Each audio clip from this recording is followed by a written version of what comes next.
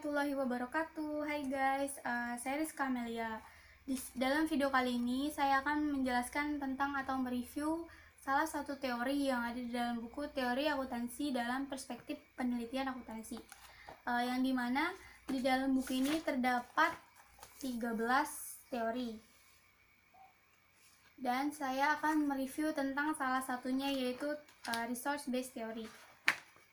Menurut Mahaney dan Pandian tahun 1992, di mana teori ini tuh merupakan suatu pandangan yang berbasis sumber daya dan merupakan sebuah pandangan yang menerapkan dasar keunggulan yang kompetitif, di mana hal utamanya terletak pada sekumpulan aset berwujud maupun tidak berwujud dari sebuah perusahaan.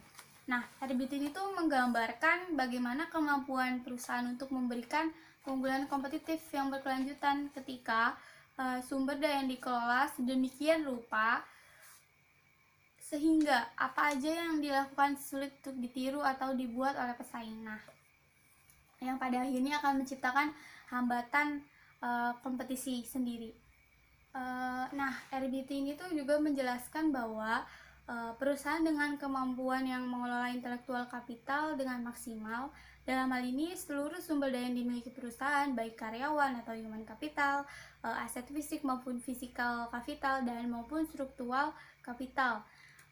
Ketiga tersebut tuh dapat menciptakan nilai bagi perusahaan itu sendiri. Teori ini juga mengasumsikan bahwa bagaimana sih perusahaan ini mendapatkan nilai tambah atau value added dengan mengelola sumber daya yang dimilikinya sesuai dengan kemampuan perusahaan itu sendiri, di mana penciptaan nilai tambah bagi perusahaan itu tersebut akan berpengaruh terhadap nilai perusahaan tersebut. Ini diasumsikan oleh Barney tahun 1991. Nah, kira-kira kenapa ya teori ini tuh dikembangkan dan untuk menjawab permasalahan apa kira-kira?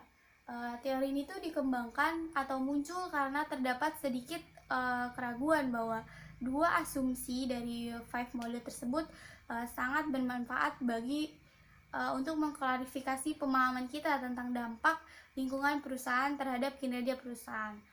Terus apa sih permasalahannya atau permasalahan utama dalam teori ini tuh? Nah, permasalahan utama tuh yang menjadi dasar teori ini yaitu sumber daya yang homogen dan dapat berpindah secara sempurna. Ini tuh merupakan pertanyaan empiris di mana kenyataannya bahwa sebagian besar industri itu akan ditandai oleh setidaknya beberapa derajat heterogenitas sumber daya dan imobilitas. Kira-kira variabel apa yang keterkaitan dengan teori ini, yaitu salah satu variabel yang memiliki keterkaitan dengan teori ini yaitu variabel competitive advantage, di mana RBT ini tuh memandang perusahaan sebagai sekumpulan sumber daya dan memiliki kemampuan. Perbedaan dari sumber daya dan kemampuan itu sendiri atau perusahaan dengan perusahaan pesaing akan memberikan keuntungan yang kompetitif.